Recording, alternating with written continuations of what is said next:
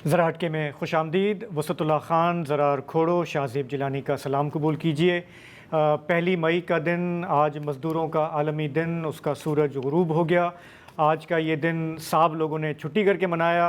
मुझे कई जगहों पे जो दिहाड़ी वाले लोग हैं वो बदस्तूर काम करते नज़र आए। अजीब सा लगा मुझे, मैं देख रहा था उन्हें तो पता भी नहीं होगा कि आज यौम मज़दूर है ना। तो मज़दूरों को तो हमारे यहाँ जितने अलमी कॉन्ट्रडिक्शंस हैं आज भी वो नुमाया रही। अच्छा, मुझे अब ये पता चला कि ये शुरू हुआ था अमेरिका में, शिकागो में, 1885 में शायद। ठीक है, लेकिन अमेरिका में नहीं था आज लेबर डे, उनका सितंबर में होता है। वो कभी भी नहीं होता।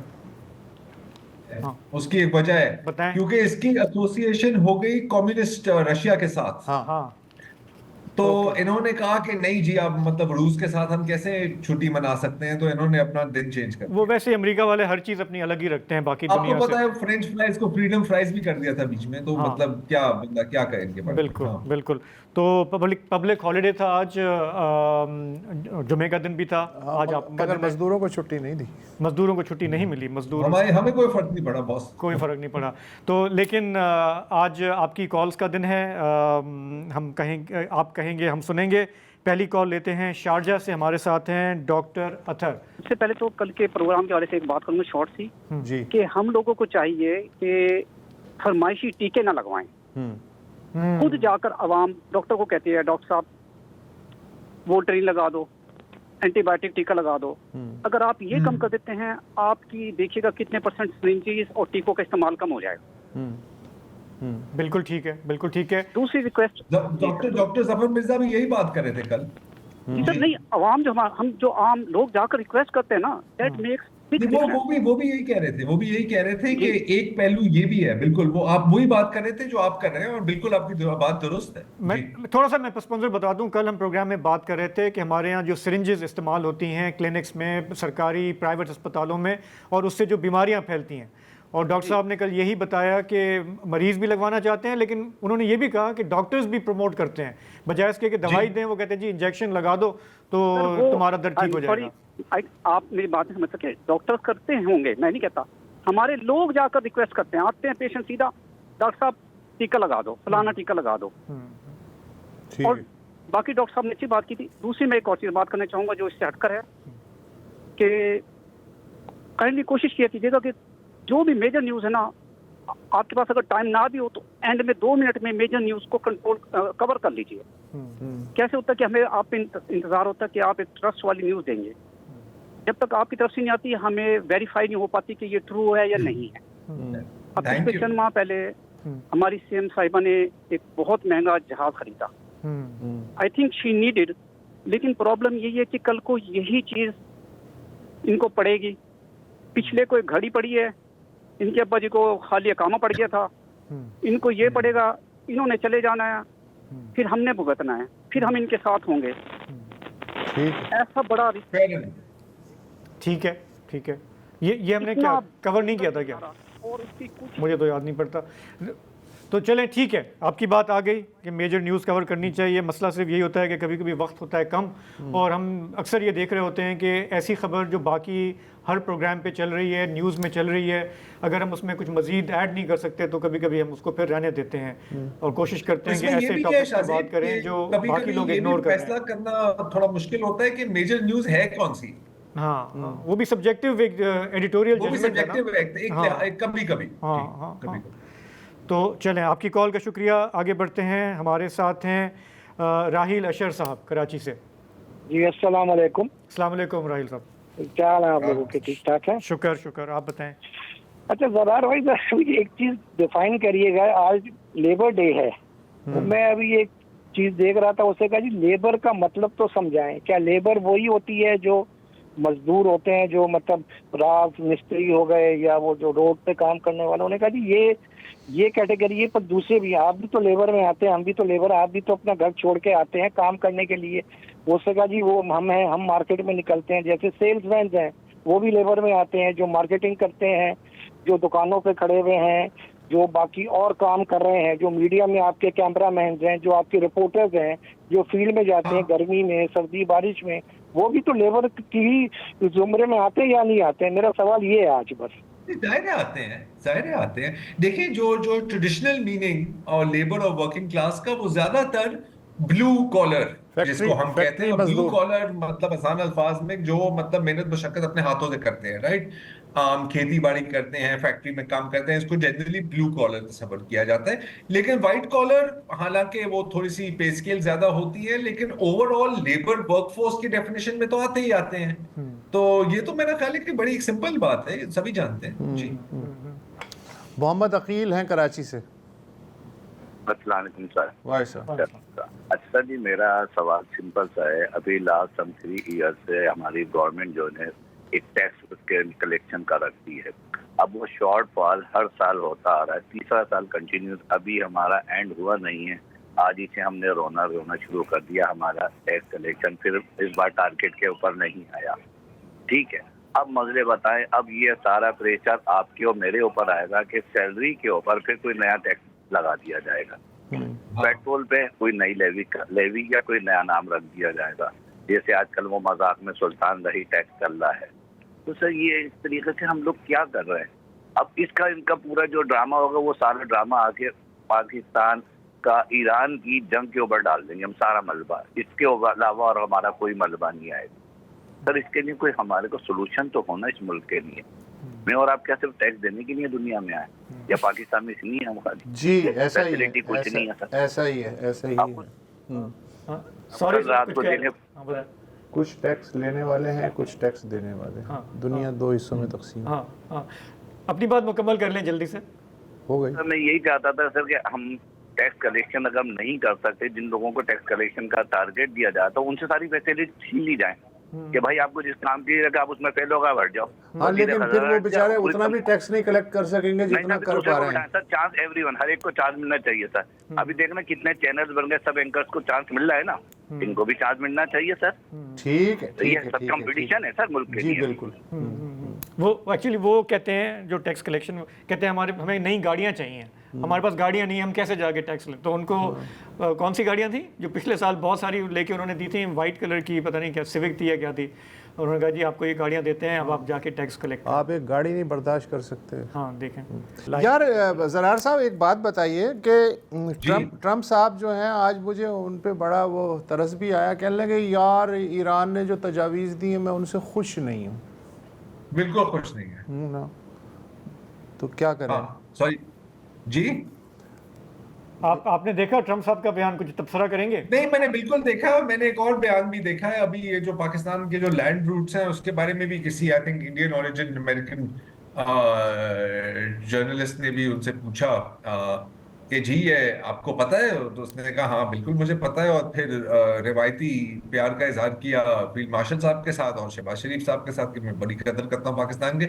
यार बिल्कुल वो खुश नहीं है, और पता है मुझे आई मीन अगेन मेरे मुंह में खाक, लेकिन मेरा ख्याल है कि मुज़ाकरात से पहले एक और राउंड मेरा ख्याल है हम शायद एस्केलेशन का देखें, और मेरा ख्याल है कि अमेरिका में और इजराइल में तो यकीनन इजराइल तो यही पट्टी बढ़ा रहा होगा उन्हें कि जी आपको टफ होना है, अगर आपने एक और धक्का दिया तो बस ये लोग टेबल पर आ जाएंगे। लेकिन मेरा ख्याल है कि पोजीशंस सॉफ्टन नहीं होंगी, एक और राउंड ऑफ अटैक से मजीद हार्डन होंगी। ये मुझे एक लग रहा है कि ये जो ना जंग हो रही है और ना अमन हो रही है, एक तो ये जो कैफियत है ये एक फ्रोजन कॉन्फ्लिक्ट का आ जाता है ना ऐसे, मुझे पता नहीं क्यों लग रहा है कि ये भी अब एक फ्रोजन कॉन्फ्लिक्ट। ठीक है। हमारे साथ अगले कॉलर हैं लाहौर से मोहम्मद आबिद साहब। अस्सलाम वालेकुम। हेलो वसतुल्ला साहब, मेरा सवाल आपसे है जी। मुझे ये बताइए कि ये बेसिकली ईरान और अमेरिका की जंग के बारे में, जब ये ईरान को कहते हैं कि अपना एटमी हथियार ख़त्म कर दें या अपने न्यूक्लियर प्रोग्राम को ख़त्म कर दें, तो ईरान उसको इसराइल के साथ लिंक क्यों नहीं करता कि इसराइल अगर ख़त्म करेगा तो हम ख़त्म करेंगे? मुझे सिर्फ इस बात का जवाब दीजिए कि ईरान ये क्यों नहीं उसको इसराइल के साथ लिंक क्यों नहीं करता? आपका पॉइंट खासा वैलिड है, जाहिर है कि ये ईरान को बरमला कहना चाहिए, लेकिन ईरान जो है उसका मौक़िफ़ ये है कि जो इंटरनेशनल कन्वेंशंस हैं उसके तहत दुनिया के जो 192 ममालिक हैं उनमें से हर मुल्क को ये हक़ हासिल है कि वो जौहरी तवानाई को अपनी तरक्की के लिए इस्तेमाल करे। कैसे इस्तेमाल करे? जो कन्वेंशंस हैं उसके हिसाब से हर मुल्क को हक़ हासिल है कि अगर वो कर सकता है तो 3.5% तक जौहरी यूरेनियम जो है वो अफज़ूदा कर सकता है। ये हर मुल्क का हक़ है। अब फ़र्क ये है कि अमेरिका इस वक्त ये चाह रहा है, जो कि 2015 में अमेरिका ने यह हक़ तस्लीम कर लिया था, लेकिन अब ट्रंप साहब ये चाह रहे हैं कि ये 3.5% भी नहीं होना चाहिए, 0%। यानी ये एक तरह की ह्यूमिलिएशन की सूरत हाल है कि आप बिल्कुल नाक रगड़ें तब जाके हम खुश होंगे, अगर खुश हुए तो। सारा इस वक्त किस्सा जो है वो ये है, अगर 3.5% का हक़ मिल जाता है ईरान को, तो उसके बाद फिर अगला मरहला ये होता है कि अच्छा, ये जो मारा मारी है आपने कर ली है, हमारा अरबों डॉलर का आपने नुकसान कर लिया है, तो अब इसराइल जो है उससे भी NPT पे दस्तखत करवाएं, इसलिए कि हम तो 1968 से NPT के रुकन हैं, जब पहले दिन NPT बना था तब से। तो ये उस वक्त का मरहला है। तो मेरा ख्याल है कि एक वक्त में सारे महाज शायद वो नहीं खोलना चाह रहे होंगे, इसलिए अभी वो चुप हैं। लेकिन जाहिर है कि अगर मेरे और आपके जहन में ये बात है तो उनके जहन में भी होगी। हमारे अगले कॉलर हैं रावलपिंडी से डॉक्टर सुहेल। जी डॉक्टर साहब। हेलो, अस्सलाम वालेकुम सर। डॉक्टर साहब बात कीजिए। जी जी, वालेकुम सलाम। जी, वो सर सिरिंजेस के मामले में एक गुजारिश करनी थी। कल डॉक्टर जफर साहब ने भी बताया, मैं भी यहाँ पे MS रहा हूँ, 35 साल गवर्नमेंट में सर्विस की है। सर गुजारिश ये थी कि सिरिंजेस के अलावा जो आप देखें तो इसमें जो मैंने कल देखी है, बॉयज़ की और गर्ल्स की रेशो में थोड़ा सा फर्क है। उसमें 1200 कुछ बड़े हैं, बच्चे हैं, बॉयज़ हैं और बाकी गर्ल्स हैं। इसमें सर एक तो सर्कमसिजन्स भी आ जाते हैं अनस्टेरिलाइज्ड चीज़ों के साथ, जो लोग क्वैक्स भी करते हैं, दूसरे भी लोग करते हैं, उनके पास ऑटोक्लेव नहीं है। उसके बाद फिर ईयर पियर्सिंग का एक हमारा है, कान छिदवाते हैं लोग जाके, ये भी चीज़ है। फिर जो ब्लड लगता है उसमें विंडो पीरियड में लोग होते हैं जिनको B और C तो नेगेटिव आता है स्क्रीनिंग पे, उनका चूंकि PCR नहीं किया हुआ होता है, अफोर्ड नहीं किया जा सकता, तो वो जो ब्लड लगता है वो विंडो पीरियड में चला जाता है, जो कि C से इन्फेक्टेड होता है। अब वहाँ पे डेफिनेटली कोई एक हब ऐसा है जहाँ पे HIV ग्रो कर रहा है, वो मोस्ट प्रॉबली ये एडिक्ट्स होते हैं, जो लोग जिनको देखना जरूरी है कि वहां से ये लोग आ रहे हैं। ये तो सर होगी सिरिंजेस के बारे में बात। अब कल जो डॉक्टर साहब ने बड़ी अच्छी बात की कि टीके के बगैर आराम नहीं आता। मैं भी GP प्रैक्टिस करता हूँ, अबाउट 150 पेशेंट से डे देखता हूँ। टीके के बगैर किसी को आराम नहीं आता, वो जबरदस्ती लगवाते हैं गन पॉइंट के ऊपर। तो हमारी तो सर डॉक्टरों की तो इज्जत कोई छोड़ी नहीं ना। हमें तो वो 300 रुपए में दवाई भी देनी है और नुस्खा भी देना है और दवाई भी देनी है, उसकी बातें भी सुननी है और डेली सुननी है।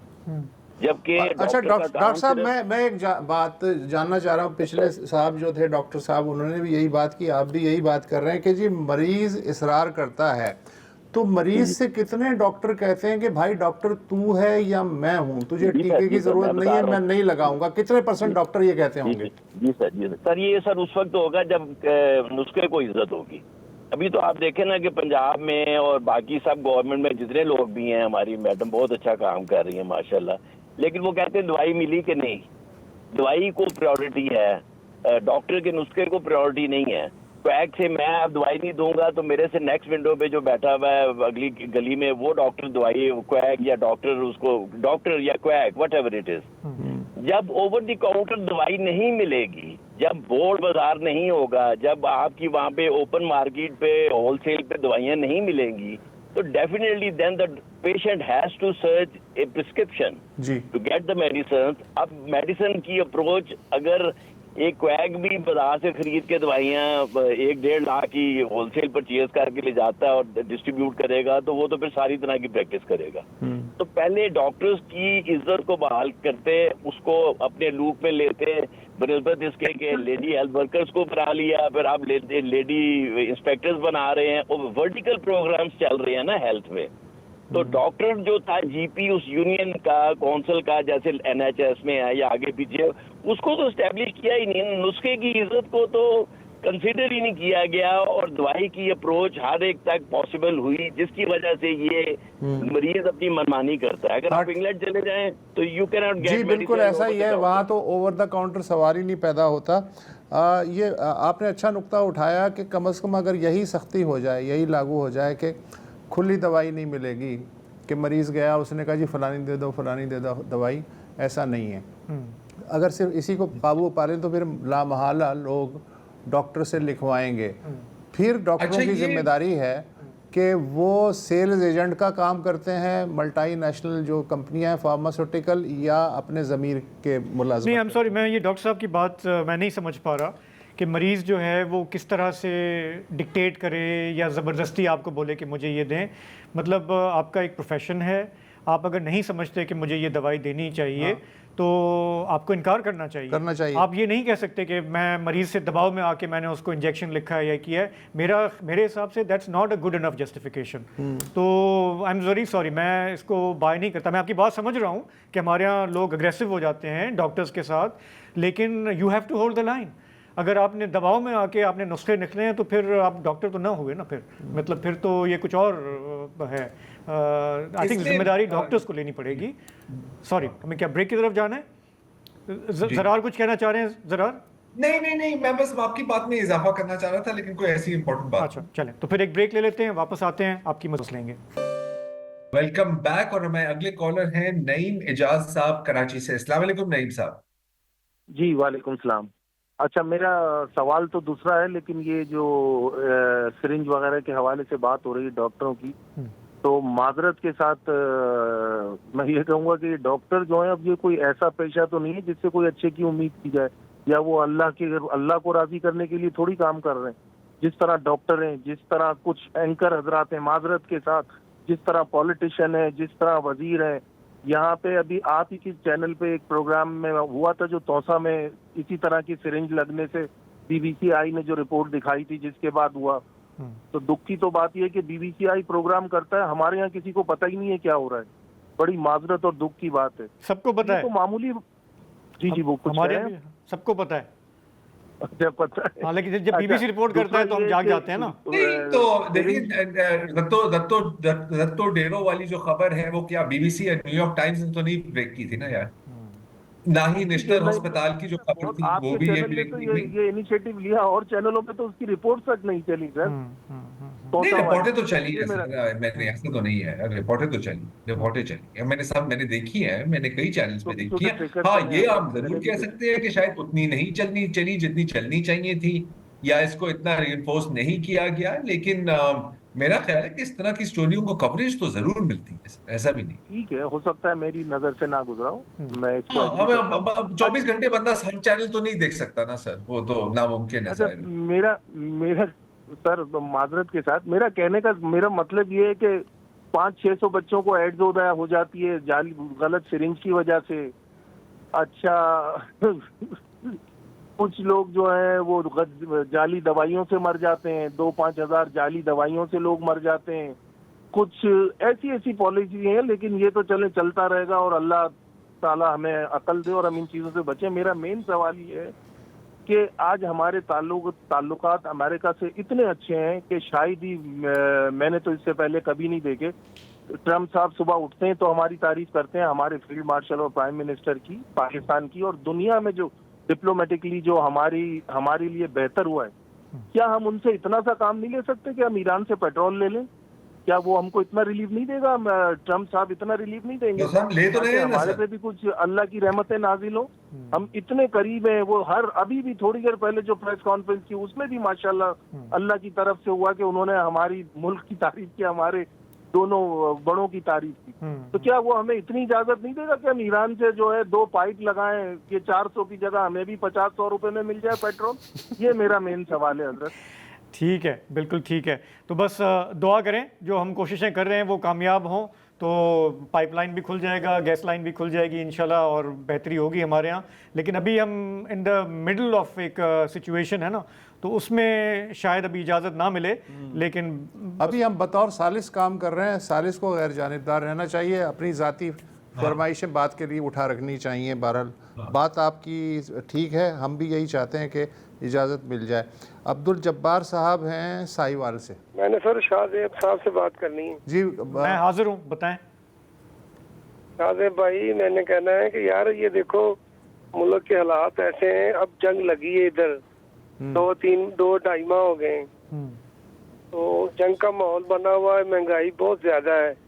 मैं ये कहना चाह रहा हूँ, हम लगाते, मैं रेडी वाला हूँ, मेरा किराए का मकान है, मैं खुदा को हाजिर नाज़र जाने कहता हूँ, हमारे घर में तब से जंग लगी हुई है जब से ये पैरा फोर्स आई है। और आप साहिवाल में आके देखें, आप किसी ऐसे बंदे को बुलाएं जिससे हम बात करें, कोई मरियम नवाज का, जो हमारी चीफ मिनिस्टर साहब है, उनका कोई नुमाइंदा हो या खुद आए आपके चैनल पे, उनको इनवाइट करें कि वो हमारी ये अर्ज सुन लें कि हम ना रेडियां लगाते हैं, हमारी रेडियां पकड़ी गई हैं और हम दर बदर की जैसे भीख मांगने वाले होते हैं, इस तरह सड़कों पे फिर रहे हैं। हमारे काम करने के लिए कोई जगह नहीं शहर में बची हुई, सारा शहर में तोड़ फोड़ है। और उधर जहाँ पे रेडी ले जाओ, लेके जाके रेडी लगाओ तो वो उठा के तो वो ले जाते हैं। हमें साल हो गया है ये पैरा फोर्स आई, और पूरे साल से हम खजल ख्वार हो रहे हैं और इतने धक्के खा रहे हैं कि जिसकी कोई हद नहीं है। आपने जो बात की, हमने ये देखी हैं, वीडियोस भी देखी हैं सोशल मीडिया पे कि किस तरह से आते हैं वर्दी में हुकाम और रेडियां उलट देते हैं, लोगों को वहाँ से निकालते हैं। एक तरफ देखें पब्लिक का ये प्रेशर होता है कि चलने की सड़क पे जगह नहीं है, जगह जगह ठेले लगे हुए हैं, तजावुज़ात हैं।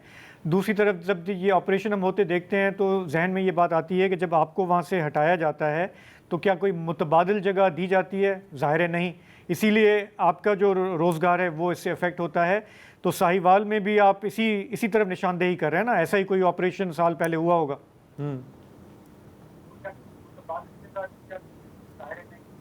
आवाज़ नहीं आ रही। ठीक है, चलें ठीक है, आपने कॉल किया प्रोग्राम में, आपका बहुत बहुत शुक्रिया। अगर हुकूमत पंजाब सुन रही है तो अवाम का ये जो दर्द है, ख़ास करके दिहाड़ी वालों का, ज़रूर रास्ते साफ़ करें, लेकिन जो रास्तों में बैठे हुए हैं उनको जगह भी दे दें, इतनी सी बात है। ये किस्सा हमने तकरीबन पाकिस्तान के हर शहर में देखा है और कभी इस सवाल का जवाब नहीं मिला कि यार क्या इनको, एक्चुअली मिला तो है, इनको मुतबादिल नहीं दिया जाता है, इनकी रोजी रोटी मुतासिर हो जाती है। अनफॉर्चुनेटली इसको कहा जाता है ब्यूटिफिकेशन, और मैं सही है, आपकी बात भी वजह है कि इट डज कॉज प्रॉब्लम्स। अच्छा, मुतबादिल जगह ना मिलने का जो है फिर होता ये है कि जब एडमिनिस्ट्रेशन चेंज होती है तो उसी जगह पे दोबारा ये लोग आ जाते हैं, फिर कोई नया आता है रेवोल्यूशनरी, फिर वो इनकी रेडियां साफ़ कर देता है, तो ये इसी तरह साइकिल में घूमता रहता है। अगर एक दफ़ा मुतबादिल जगह मिल जाए तो दोबारा वो सड़क जो है ऑक्युपाइड तो ना हो, लेकिन मेरा ख्याल है कि रोटी रोज़गार जो है उठाने वालों का भी इसी से वाबस्ता है, छापे मारने वालों का भी वाबस्ता है, तो पुरअमन बकाए बहामी की बुनियाद पे ये मईशत हमारी चल रही है, मुझे तो ऐसा लग रहा है। चलते हैं अपनी अगली कॉल की तरफ। जनूबी वज़ीरिस्तान से मोहम्मद असलम साहब हमारे साथ हैं। अस्सलाम वालेकुम। अस्सलाम वालेकुम सर जी। वालेकुम सलाम। सर सबसे पहले आप तीनों को सलाम। शाहजेब भाई, मेरा आप तीनों से सिर्फ 2-3 सवाल आपसे मैं पूछना चाहता हूँ। सर पहला सवाल तो ये कि ये जो भारत ने हमसे पानी बंद किया है सर, ये मतलब परमानेंट बंद किया है तो उन्होंने मतलब स्पेल लगाए हुए है अपने मतलब उसके उस साइड पे? सर मेरा पहला सवाल है। दूसरा सवाल सर ये कि अभी हाल ही में पाकिस्तान और अफगानिस्तान के बीच मतलब मुज़ाकरात हुए थे चीन में, सर उसमें मतलब अभी हाल ही में फिर वहाँ पे कुछ एग्रेशन हुआ है बॉर्डर पे सर। अभी हम तो ये सोच रहे हैं कि मतलब ईरान और अमेरिका का डील हो जाए तो हम उसके मद्देनजर रखते हुए हम इंतजार करते हैं कि पाकिस्तान अफगानिस्तान का बॉर्डर भी इससे खुल जाए। सर तीसरा सवाल मेरा ये सर, जो आज हमने सुना है सर के पेम्स डॉक्टर के मुताबिक कि इमरान खान की आंख की मतलब 85% बीनाई जो है वो मुतासर हो चुकी है। सर इन तीनों सवालों पर सर मैं आपसे थोड़ा डिटेल में सर आपसे चाहता हूँ। Thank you. इंडिया ने जो है पानी बंद किया है, कहाँ कोई स्पिलवे वगैरह का कोई चक्कर चला है, ऐसा नहीं है। रही अफ़गानिस्तान की बात तो जाहिर है कि वहाँ ऑपरेशन जारी है। चीन ने बहुत पहले सुलह कराने की कोशिश की थी, लेकिन ये वो जंग है जो इस वक्त मीडिया की हेडलाइन नहीं है, मीडिया की हेडलाइन है गल्फ़ की सूरत हाल। लेकिन बहरहाल मैं इसमें एक इजाफा करना चाह रहा हूँ गुस्सा, अगर आप इजाजत दें। जी जी जी बताएं। हाँ, मैं इसमें एक इजाफा करना चाह रहा हूँ। आपने जो अफगानिस्तान पर बात की है, अभी मेरे सामने एक ये डॉन की खबर है कि Pakistan institute of conflict and security studies के मुताबिक जब से अफगानिस्तान में ऑपरेशन शुरू हुआ है, पिछले 2 माह में हमने एक ड्रामेटिक डिक्रीज देखी है मिलिटेंट हमलों में। अप्रैल में 85 और मार्च में 146। हालांकि ये वहां से गिरकर अब ये काफी कम आ गई है। That's the thing. तो क्लियरली कुछ हद तक तो रिजल्ट्स आ रहे हैं, लेकिन जहां तक सालिसी और जहां तक एक मुस्तकिल हल की बात हो रही है, वो तो अभी होराइजन पे कहीं नहीं नजर। और एक वक्फा। और ये भी एक जहन में आ रहा था कि शायद ट्रेड रूट खुलेगा, वो बंद है मुसलसल, तोरखम बॉर्डर और ये बंद है। तो हाँ, तो हालात बेहतर होंगे तो इंशाल्लाह वो भी खुलेगा, उसे भी खुलना चाहिए। और आखिरी जो इनका सवाल था वो था पीटीआई के बानी की आँख की सेहत के हवाले से। तो 4th टाइम उनका मायना हुआ है, कोई ट्रीटमेंट वगैरह हुआ है? हाँ, उनका भी है और उनकी अहलिया की भी रिपोर्ट आई थी कि उनका भी आँख का मसला चल रहा है। तो जो सरकार से ख़बर आती है उसी पे हमें तकिया करना पड़ता है, वरना तो अफवाहें तो बहुत ज़्यादा होती हैं और पता नहीं है कि वो उनका सोर्स क्या है। तो बहरहाल सब यही कहते हैं यहाँ पे मुल्क में कि कैदी हैं, सियासी कैदी हैं, उनका इलाज जो है वो होना चाहिए, भरपूर होना चाहिए। उनकी फैमिली को, उनके वकला को पता होना चाहिए कि इलाज जो है वो सही हो रहा है या नहीं हो रहा। एक ब्रेक लेते हैं, वापस आएंगे, आपकी मज़ीद कॉल्स लेंगे। Welcome back. एबटाबाद से हैं अमजद कुद्दूस साहब। जी सर। मैं ये देख रहा हूँ आपका प्रोग्राम काफ़ी 5-10 मिनट से। अच्छा, माशाल्लाह इंफॉर्मेटिव प्रोग्राम है जी। लेकिन मुझे लग ये रहा है कि ये एक हम लोग ओपिनियन शेयर कर रहे हैं एक दूसरे से जी। कोई इमीडिएट मुझे रिलीफ या रेमेडी इन बातों से नजर नहीं आ रही। मैं ये पॉइंटेशन करना चाहता था कि मेडिसिन का जो बिजनेस है जी, वो तो अब डिफिकल्ट एक बिजनेस बन गया है। तो एक पेशेंट जो है, आप देखें कि जहाँ पे प्राइवेट डॉक्टर्स बैठते हैं, मेडिसिन सेल्स भी उन्हीं की उसमें होती है और वही सेल कर रहे हैं जी, जिस मेडिसिन को वो प्रिस्क्राइब करते हैं। अब आप एक पेशेंट को तो ये नहीं पता लगता कि उसने जो मेडिसिन ली है वो लोकली मैन्युफैक्चर्ड है, जो बाहर की है, वो लाइफ सेविंग ड्रग है, और इसमें मार्जिन ऑफ प्रॉफिट इतना होता है, हत्ता कि यहाँ तक कि जो डॉक्टर साहिबान हैं इनको तो मेडिसिन कंपनियां बाहर बेचती हैं अपने खर्चे जी पे। जी जी। तो ऑब्वियसली गलत है, ये सही है, उन्होंने तो मेडिसिन प्रिस्क्राइब कर देनी है। तो ऑन द अदर साइड जो चेकिंग अथॉरिटीज हैं, ड्रग इंस्पेक्टर्स हैं, हेल्थ डिपार्टमेंट वाले हैं जी, लेकिन वो कुछ चेक नजर नहीं आ रहा।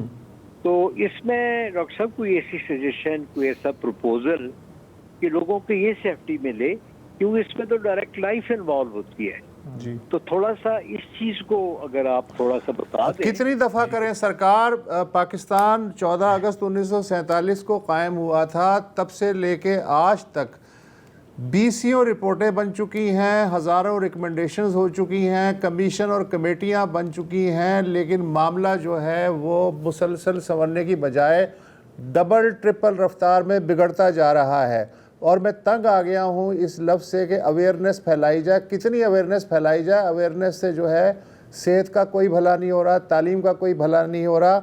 मसला सारा गवर्नेंस पे आके अटकता है। गवर्नेंस जब तक ठीक नहीं होगी, आप अपने सिस्टम के कुएं से 40 डोल जो है पानी निकाल लें, कुत्ता अगर बैड गवर्नेंस का उसमें मौजूद है, कुछ नहीं हो सकता।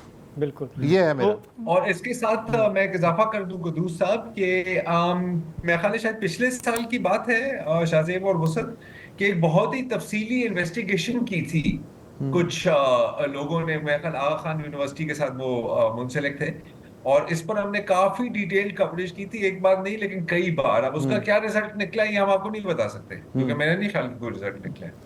तो यही है कि हाँ, हमारे प्रोग्राम में कल भी हमने इस पे बात की, आज भी इसीलिए कर रहे हैं, कॉलर्स भी बात कर रहे हैं कि एक इशू तो है ना, सरकार का भी है, प्राइवेट सेक्टर का भी है। हालांकि हमें पता है कुछ नहीं होने वाला, लेकिन हम बात तो करेंगे ना, यही हम कर सकते हैं। मौज़मा बतूल साहिबा हैं इस्लामाबाद से।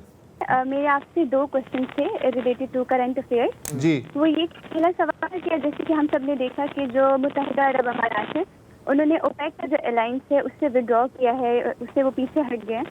तो इससे जो हमारे पास सऊदी अरेबिया और यूएई के दरमियान में कंटेस्टेशन है उसके अल्टीमेटली पाकिस्तान पे क्या इम्पैक्ट पड़ेंगे, क्योंकि हम एक बहुत बड़े मिलिट्री अलाय हैं सऊदी अरेबिया के। पहला सवाल मेरा ये है। और दूसरा ये कि आप देख रहे हैं जो पाकिस्तान की सफारतकारी है इस टाइम पे, या जो हमारी पॉलिसी मेकिंग है, क्या वो इतनी सफिशेंट है कि इन फ्यूचर हम जो लॉन्ग टर्म गेम है हम उसको प्ले कर सके या अच्छी तरीके से प्ले कर सकें?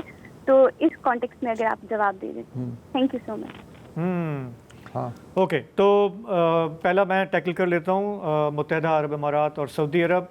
देखें, इस ब्रेक लेना है, चलें ठीक है, एक ब्रेक ले लेते हैं, आपके सवाल का जवाब दे देंगे। इस्लामाबाद से मौज़मा बतूल ने जो सवाल पूछा, तो मौज़मा ये जहन में रखें कि ये जो पूरी जंग चली है 2 माह की, उसका बड़ा इम्पैक्ट है हमारे ख़ित्ते पे, और अक्सर माहिरीन ये कह रहे हैं कि इसने हमारे ख़ित्ते की जो अलाइनमेंट थी, जो पॉलिसीज़ थी, उसको बदल के रख दिया है।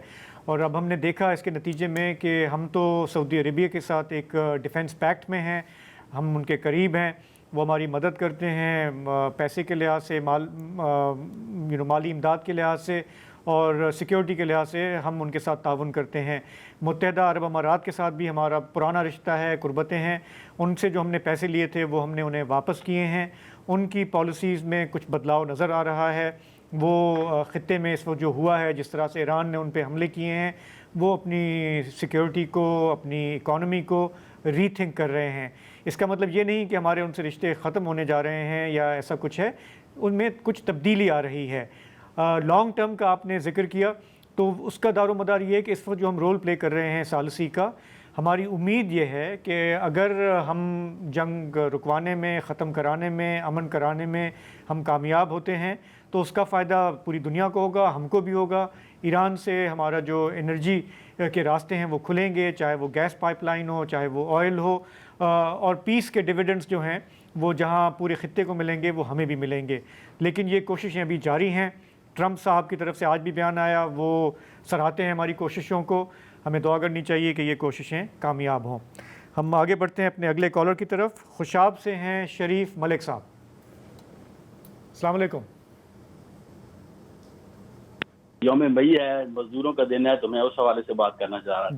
जी। हमारे मुल्क में मजदूरों के लिए आज जो कि पूरे मुल्क में छुट्टी थी, तमाम इदारे बंद थे, तो तमाम मैयर जो हैं हमारे मुल्क में वो कॉस्मेटिक मैयर ही लिए जाते हैं। मजदूरों का कोई तहफ़्फ़ुज़ नहीं दिया जाता।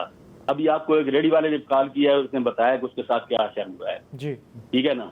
अब हमारे मुल्क में जो है ना एक नया रवाज शुरू हुआ है कि वर्कर्स जो हायर किए जाते हैं ना सरकारी इदारों में या कंपनीज में, वो थर्ड पार्टी के थ्रू किए जाते हैं। और ये थर्ड पार्टी वाला काम जो है ये हुकूमती अम्ब्रेला के अंदर किया जा रहा है। ये कंपनीज जो थर्ड पार्टी जो प्रोवाइड करती हैं बंदे, वो हुकूमत के पास रजिस्टर्ड होते हैं। हालांकि सुप्रीम कोर्ट ने इसको स्लेवरी का नाम दिया है। ठीक है ना। एक तो मजदूर की जो तनख्वाह मुकर्रर की गई है 37,000, कोई मुझे सरकार का एक इदारा बता दे जहां इन थर्ड पार्टी वालों के थ्रू भी जो बंदे भर्ती किए हुए हैं उनको पूरी तनख्वाह दी जा रही हो। अच्छा, दूसरा मजदूरों का राइट बनता है कि उनकी रजिस्ट्रेशन कराई जाए ईओबीआई के पास। उससे उनको एक तो ईओबीआई की पेंशन मिलेगी, उसके अलावा उनको सोशल सिक्योरिटी के थ्रू मेडिकल की सहूलत भी दस्तियाब होती है। लेकिन ये जितने लोग प्रोवाइड कर रहे हैं थर्ड पार्टी वाले, ये मजदूरों की रजिस्ट्रेशन ईओबीआई के पास नहीं करवाते। आज हम जिस दिन को मना रहे हैं, ये किसी थर्ड वर्ल्ड कंट्री में वाकया ये पेश नहीं आया था। शिकागो में ये पेश आया था। गोली मजदूरों पे जो लोग अपने आप को सिविलाइज्ड नेशन कहते हैं ना दुनिया भर में, देखें ये सिविलाइज्ड नेशन अमेरिका हो या बरतानिया हो, आपके अच्छी तरह इल्म में है कि बड़े शहीद हिंदो पाक पे कब्जा करके पहले बरतानिया ने 100 साल यहाँ पे हुकूमत की, हमारे वसाइल गसब किए। ठीक है। हाँ, लेकिन मौजूदा जो सूरत हाल आपने बताई है थर्ड पार्टी वाली, वो यकीनन एक काबिल तवज्जो बात है और इस पे जाहिर है ये भी एक्सप्लॉयटेशन की एक शक्ल है और इस पे ज़रूर गौर होना चाहिए। हिस्ट्री पे तो जाहिर है कि हम हमेशा गुफ्तगू करते रहेंगे। बहुत शुक्रिया शरीफ मलिक साहब। मजदूरों के आलमी दिन के हवाले से आखिर में ये कॉल जो है अब बहुत अच्छा है, उसने इंसाफ कर दिया। बहुत अच्छा है। तो इसी के साथ हमारे आज के प्रोग्राम का वक्त ख़त्म हुआ। हमें यहीं पे इजाज़त दें। आपसे होगी पीर को मुलाकात। खुदा हाफिज़, शब बख़ैर।